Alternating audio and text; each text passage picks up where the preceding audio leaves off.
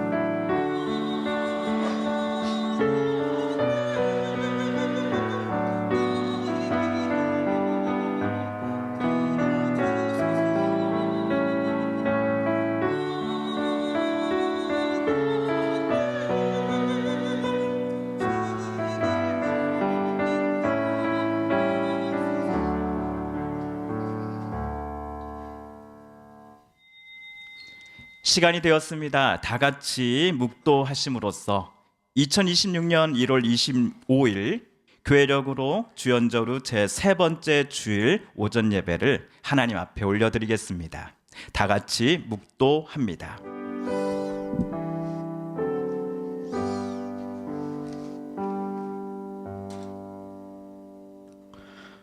추운 날씨에도 불구하고 주일을 맞아 예배드리게 하심을 감사드립니다. 어느새 1월의 마지막 주일 예배입니다. 새해 초에 결심이 무뎌지지 않게 하시고 주님의 이름으로 하루하루를 나아가게 하시며 세상에 휩쓸려 말씀에서 멀어지는 어리석음을 저지르지 않게 하시옵소서. 나라와 민족을 위한 기도와 관심과 사랑을 진정으로 간구하게 하시옵소서. 급변하는 세계의 관계에서 대한민국을 더욱 공고히 지켜주시고 정의가 강같이 흐르는 나라가 되게 하여 주시옵소서. 이웃 사랑의 마음을 강하게 하시옵소서.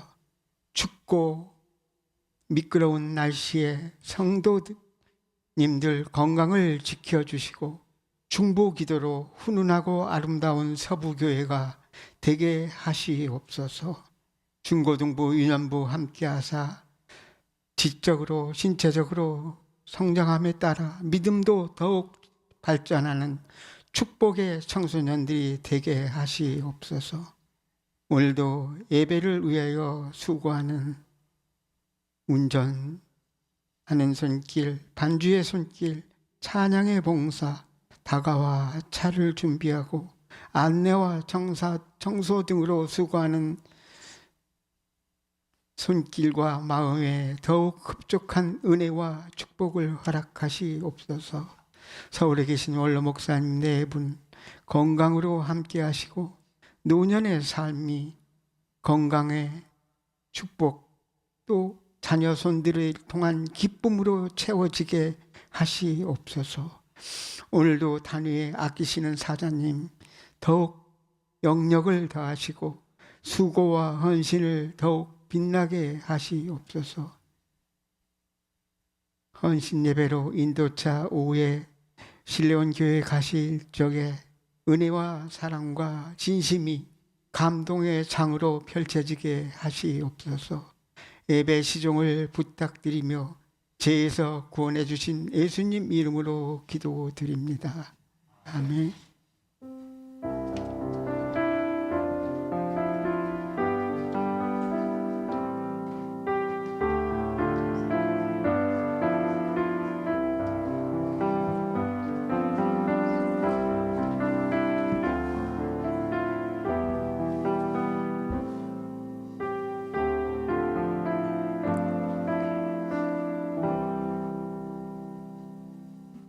오늘 우리에게 주시는 하나님의 말씀은 구약의 말씀입니다. 이사야서 제9장 1에서 4절까지의 말씀입니다.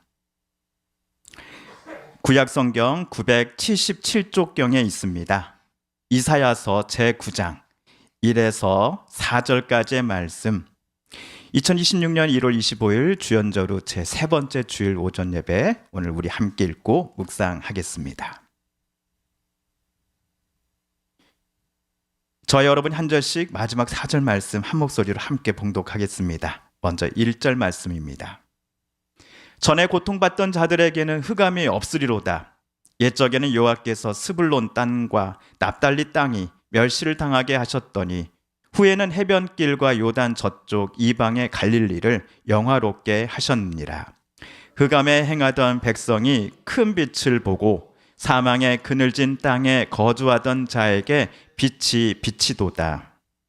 주께서 이 나라를 창성하게 하시며 그 즐거움을 더하게 하셨으므로 추수하는 즐거움과 탈취물을 나눌 때의 즐거움같이 그들이 주 앞에서 즐거워하오니 이는 그들이 무겁게 맨 멍에와 그들의 어깨의 채찍과 그 압제자의 막대기를 주께서 꺾으시되 미디안의 날과 같이 하셨음이니이다. 아멘.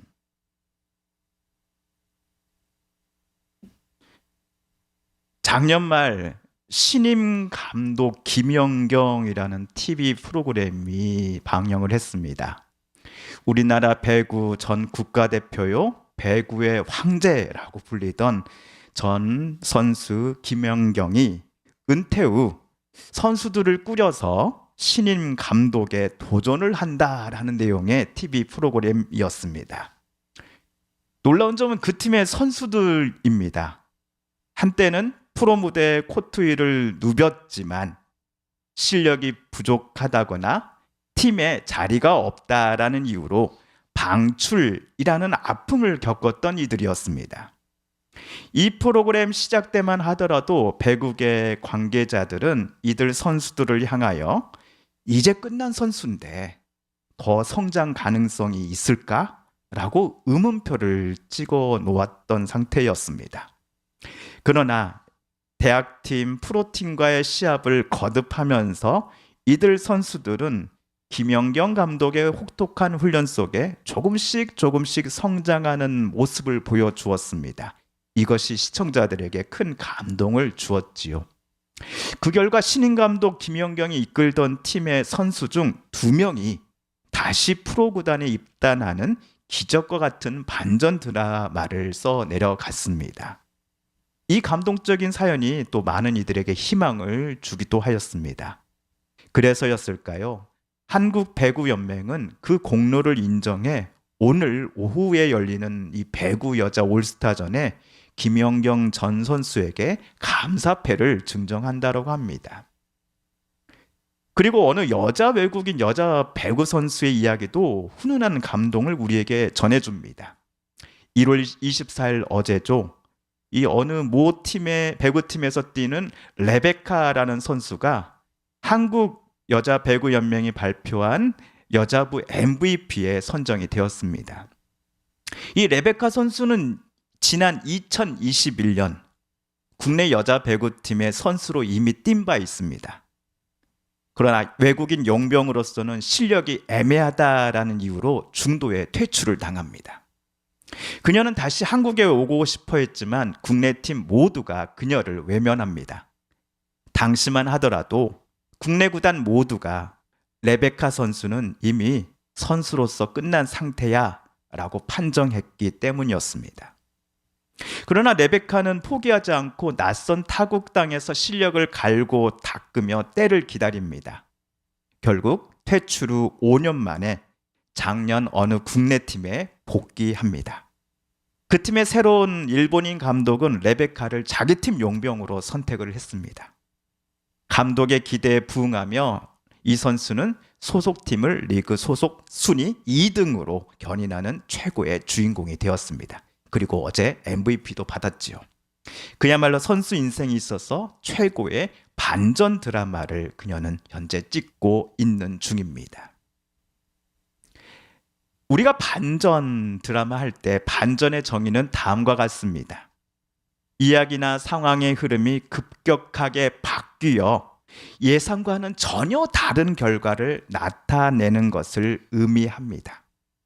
독자나 관객이 예상하던 이야기의 전개를 갑자기 작가 또는 감독이 뒤틀어 버리는 것입니다. 특히 비극에서 주인공이 행복에서 불행으로 떨어진다거나 반대로 불행에서 행복의 자리로 상황이 급작스럽게 바뀌는 것을 우리는 반전이라고 부릅니다. 조금 전 말씀드린 것처럼 이제는 끝났어 라고 하며 퇴출당했던 배구 선수들이 다시 코트로 돌아와 팀을 승리로 이끌고 최고의 인기를 누리게 된 것을 우리는 반전 드라마라고 부르는 이유가 바로 여기에 있기도 합니다. 그런데 성도 여러분, 오늘 우리가 읽은 이사야 말씀 9장에서도 놀라운 반전의 이야기가 숨겨져 있다라는 사실을 눈치채셨습니까? 하나님께서 친히 대본을 쓰시고 이끌어 가시는 거대한 반전 드라마가 오늘 본문에 무려 2가지나 등장을 합니다. 자, 그렇다면 오늘 하나님께서 작가와 감독이 되시어 우리들에게 보여주셨다라고 하는 2가지 거대한 반전 드라마 중 첫 번째가 무엇이었는지를 오늘 차근차근 살펴보도록 하겠습니다. 2번째 내용은 이번 주 화요일 새벽 기도 때 말씀 때 이야기해 드리도록 하겠습니다. 자, 그러면 먼저 우리 9장 1절을 세번역 성경으로 다시 한번 읽어보겠습니다. 시작. 어둠 속에서 고통받던 백성에게 어둠이 거칠 날이 온다. 옛적에는 주님께서 스불론 땅과 납달리 땅으로 멸시를 받게 버려두셨으나 그 뒤로는 주님께서 서쪽 지중해로부터 요단강 동쪽 지역에 이르기까지, 그리고 이방 사람이 살고 있는 갈릴리 지역까지 이 모든 지역을 영화롭게 하실 것이다. 아멘. 하나님께서 작가요 감독이 되셔서 우리에게 보여주시는 첫 번째 반전 드라마의 제목은 버려진 땅이 영광의 주인공이 되다입니다. 버려진 땅이 영광의 땅이 되다입니다. 오늘 1절을 보시면 스불론과 납달리라는 지명이 나옵니다. 창세기에서 아브라함의 손자요 이삭의 아들인 야곱에게는 몇 명의 아들이 있었지요? 12명의 아들들이 있었습니다. 우리에게는 요셉이라는 아들이 제일 유명합니다만 스불론과 납달리도 분명 야곱의 아들들입니다. 야곱의 12아들들의 후손들이 각각 자기 지파를 형성하는데 이것을 우리가 흔히 이스라엘 12지파라고 부르는 것이지요.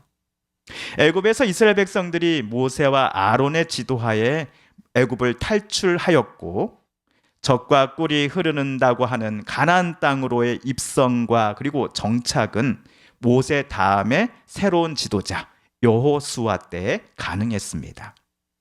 이스라엘 12지파들은 가나안 땅을 제비뽑기를 통해 할당을 받았습니다. 자, 오늘 성경 본문에 나오는 스불론과 납달리 지파도 본인들만의 땅을 분배받았습니다. 그런데 이 두 지파가 받은 땅이 지리적 위치상 매우 힘든 곳이었습니다. 여러분 보시기에 납달리와 스불론 지파는 이스라엘 북쪽에 있습니까? 아니면 남쪽에 있습니까? 위 꼭대기에 있습니다. 북쪽에 있습니다. 남쪽에 있는 유다 등과는 달리 스불론과 납달리 지파는 이스라엘 전체 영토의 북쪽, 그것도 최상단 지역에 자리를 잡고 있었습니다.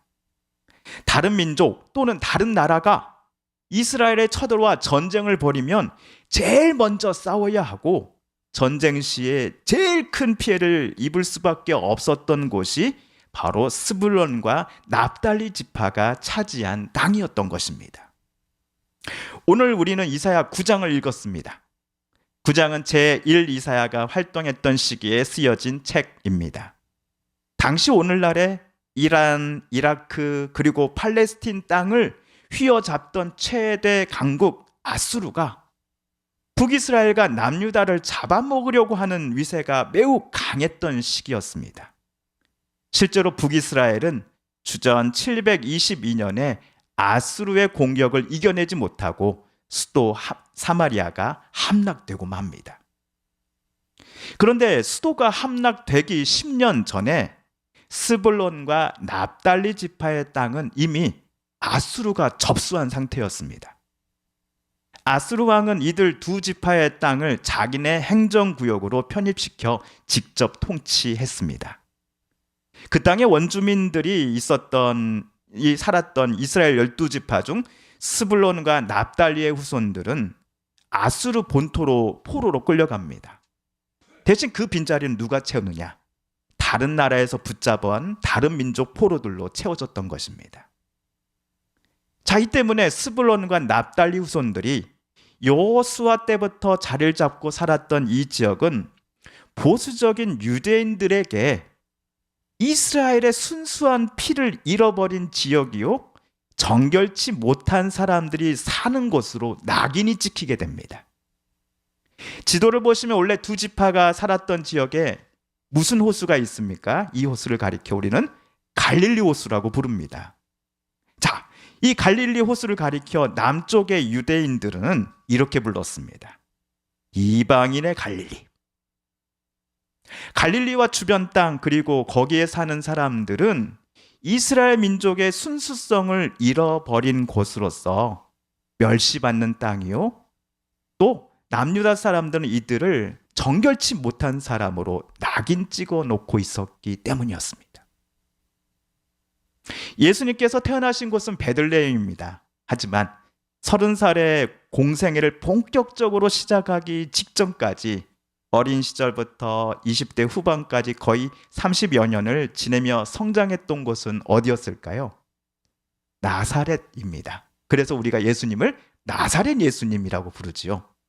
자, 나사렛도 갈릴리 주변에 위치한 작은 마을 중 하나입니다. 그래서 빌립이 예수님의 제자가 되고서 자기 친구 나다나엘에게 나사렛 출신 예수님을 소개했을 때 나다나엘은 이렇게 퉁명스럽게 말했습니다. 나사렛에서 무슨 선한 것이 날 수 있겠어? 그런데 성도님들 한번 생각해 보십시오. 납달리와 스불론에 살고 있었던 사람들로서는 자신들을 향한 누군가의 낙인이 너무나 억울했을 것입니다. 외세 침범이 있을 때면 제일 먼저 그들과 맞서 싸워야 했고 전쟁 시에는 제일 큰 피해를 입었으면서도 적군이 남쪽으로 내려오는 것을 막아주었던 사람들이 스불론과 납달리 사람들이었기 때문입니다. 그런데도 어느 누구도 이들의 희생에 감사하지 않았습니다. 어느 누구도 스불론과 납달리 사람들이 겪었을 역사적 아픔에 공감해 주지 않았습니다. 오히려 그들이 겪었던 아픔 때문에 같은 동포들로부터도 정결하지 못한 사람들, 오염된 사람들, 이방인과 피를 섞은 사람들, 함께 있어서는 안 될 사람들이라며 손가락질과 조롱을 그들은 받아야만 했습니다. 이 아픔과 서러움을 어느 누구에게 하소연할 수 있었을까요? 스불론과 납달리 사람들이 평생을 갖고 있었을 그 억울함을 누구에게 말해서 풀 수나 있었을까요? 오늘 이사야 선지자는 그 당시 스불론과 납달리 지파 사람들과 이들의 후손이 겪었을 아픔과 서러움 그리고 억울함을 가리켜 1절에서 이렇게 말을 합니다. 그들이 어둠 속에서 고통받는 자요, 또 주님께서 스불론 땅과 납달리 땅으로 멸시를 받게 하셨다라고 말입니다. 자, 그런데 여기서 반전이 일어날 것임을 이사야 선지자는 예언합니다. 어둠 속에서 고통받던 백성에게 어둠이 거칠 날이 온다라고 선지자는 예언을 합니다. 멸시를 받아 누구도 거들떠 보지도 않았던 갈릴리 주변에 위치한 그 두 지파의 땅을 하나님께서 다시 영화롭게 하실 것이다라고 이사야는 외쳤습니다. 자, 그렇다면 어느 누가 그 땅에 살던 사람들 위를 덮고 있었던 어두운 구름들을 모두 다 걷어내고 밝은 태양빛을 그들에게 다시 비추고자 하십니까? 주 여호와 하나님이십니다. 피가 섞인 사람들, 정결하지 못한 이들이라고 손가락질 받으며 자기네 동포들은 물론이고 이방 민족 어느 누구에게도 환영받지 못했던 갈릴리 주변 지역에 살아가는 이들을 어느 누가 다시 빛을 비추시며 그들을 영화롭게 만들 것이다라고 오늘 이사야는 예언하였습니까? 마찬가지로 주 여호와 하나님께서 그 어두운 땅에 사람들에게 빛을 비추실 것입니다. 오늘 말씀 2절을 우리 함께 다시 한번 읽어볼까요? 시작. 어둠 속에서 헤매던 백성이 큰 빛을 보았고 죽음의 그림자가 드리운 땅에 사는 사람들에게 빛이 비쳤다. 아수르 제국이 새로운 지배자인 바벨론에 의해 멸망당했습니다. 바벨론 제국은 영원할 것만 같았으나 50년 만에 그들도 페르시아라고 하는 새로운 제국에 의해 멸망을 당합니다. 시간이 흐르면 흐를수록 하나님께서 스불론, 납달리에 다시금 빛을 비추시고 그들의 명예를 회복시켜 주신다라고 하는 오늘 이사야의 예언은 점점 힘을 잃어가는 듯 보였습니다. 그러나 이사야 입을 통해 말씀하셨던 하나님의 약속은 결국 성취됩니다. 바로 하나님께서 이 땅에 사람의 몸을 입혀 보내신 하나님의 아들 예수 그리스도를 통해서 하나님은 당신의 약속을 성취하셨기 때문입니다. 우리 마태복음 4장 12절부터로 한번 찾아 읽어보고자 하는데요. 함께 읽어보겠습니다. 시작. 예수께서 요한이 잡혔음을 들으시고 갈릴리로 물러가셨다가 나사렛을 떠나 스불론과 납달리 지경 해변에 있는 가버나움에 가서 사시니 이는 선지자 이사야를 통하여 하신 말씀을 이루려 하심이라. 일렀으되 흑암에 앉은 백성이 큰 빛을 보았고 사망의 땅과 그늘에 앉은 자들에게 빛이 빛이었도다 하였니라. 이때부터 께서 비로소 전파하여 이르시되 회개하라, 천국이 가까이 왔느니라 하시더라. 아멘. 이 땅을 사랑하시고 아끼시며 구원하고자 하시는 하나님 아버지의 뜻을 우리에게 밝히 드러내시고 또한 하나님의 사랑으로 우리를 비추셨던 분은 예수님이십니다. 그런데 방금 마태복음 4장에 따르면 예수님께서 공생의 사역을 맨 처음 어디서 시작하셨습니까? 바로 갈릴리였습니다. 그것도 스불론과 납달리 지파의 후손들의 땅이었던 곳. 예수님 당시에는 가버나움으로 불리던 곳에서 예수님은 공생의 첫 발자국을 남기셨습니다. 그리고 거기서 만나는 이들에게 예수님은 복음을 전하셨습니다. 회개하십시오. 하나님께 여러분 되돌아가십시오. 천국이, 하나님의 나라가 여러분 곁에 가까이 왔기 때문입니다. 라고 외치셨습니다. 갈릴리는 이방인의 피가 이스라엘 사람들에게 들어와 섞인 사람들이 살아가는 곳의 대명사였습니다. 어느 누구도 거들떠 보지도 않고 본다고 하더라도 비아냥과 무시, 그리고 절대로 가까이 하지 말아야 할 사람들이 모여 사는 곳이 바로 스불론과 납달리 지파의 후손들이 간신히 명백을 이어 살던 곳 갈릴리였습니다. 그러나 이 세상을 하나님의 사랑과 은혜로 비추고자 이 땅에 오셨던 하나님의 빛이요 하나님의 아들이신 예수님께서 제일 먼저 당신의 사명을 시작하신 곳이 갈릴리였던 것입니다. 자기 동포들에게도 멸시받던 이들, 스불론과 납달리 지역 사람들이 결과적으로는 하나님의 나라가 가까이 왔다라고 하는 그 복음을 제일 먼저 들었던 사람들이 된 것입니다. 하나님 나라의 핵심 주인공이 되었던 것입니다. 그야말로 하나님의 각본, 하나님 감독의 스불론 납달리를 향한 반전 드라마가 우리의 주님이요 그리스도이신 예수님을 통해 비로소 시작된 것입니다. 성도 여러분, 오늘 우리는 여러 편의 반전 드라마를 듣고 그것에 대해 생각해 보았습니다. 여자 배구계에서 이미 퇴출당했던 이들이 다시 훈련을 통해 눈물과 땀방울을 흘리며 새로운 선수로 탈바꿈하고 성장해 나가는 반전 드라마를 보았습니다. 또한 역사적으로 아픈 사건 이후로 친구, 이웃, 동포들로부터 완전히 무시당하고 멸시와 모욕을 감수하며 살고 있었던 스불론과 납달리 지파 사람들과 그곳에 함께 어울려 살던 이들에게 일어난 반전 드라마도 우리는 함께 보았습니다. 그런데 이러한 반전 드라마는 나에게는 절대로 일어나지 않는다라는 생각이 우리에게는 많습니다. 반전 드라마는 스포츠계 사람들, 그리고 오늘 성경에 나오는 스불론과 납달리 지역에 살고 있었던 사람들의 이야기일 뿐 나와는 전혀 관계없는 동화 속의 상상 속의 이야기뿐이야 라고 우리는 생각하기 쉽습니다. 왜냐?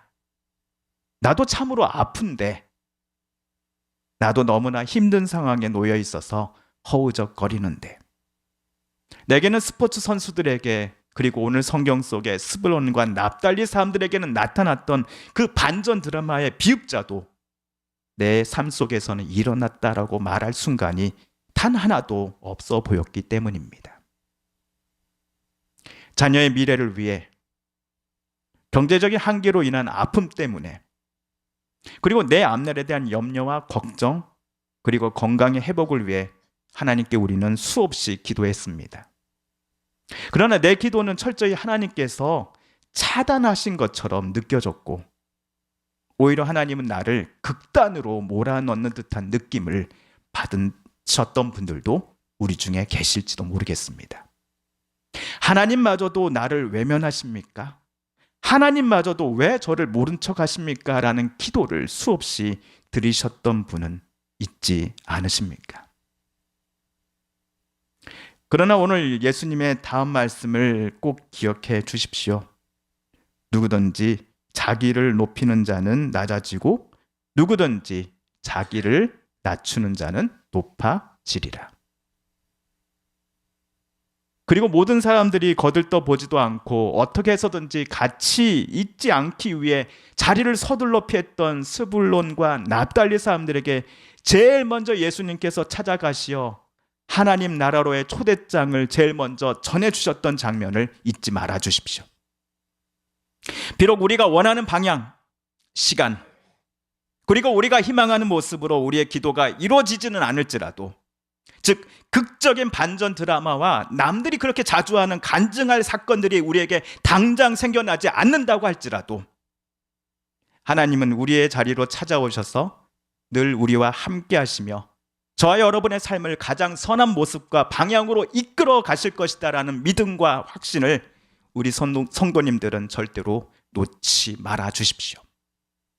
되돌아보면 여태까지 우리가 살아온 것이 하나님의 은혜이기 때문입니다. 하나님의 도우심, 인도하심 없이는 단 하루도 우리가 여기까지 올 수 없었기 때문입니다. 그래서 우리는 하나님의 은혜가 오늘 또 필요합니다. 때마침 오늘 우리 서북교회 여성 중창단이 불러주신 날 구원하신 주 감사라는 곡이 오늘 성경 본문을 통해 저와 여러분이 묵상한 바를 잘 표현해 주는 것 같습니다. 아픔과 기쁨도 감사, 절망 중 위로 감사, 측량 못할 은혜 감사, 크신 사랑 감사해. 우리 이 특송곡 3절을 우리 피아노 반주에 맞춰서 3절을 다시 한번 함께 우리 부르며 저와 여러분 부르며 오늘 이사야 말씀 묵상을 모두 마치겠습니다. 우리 날 구원하신 주 감사 3절 말씀 함께 3절 가사 함께 우리 부르겠습니다.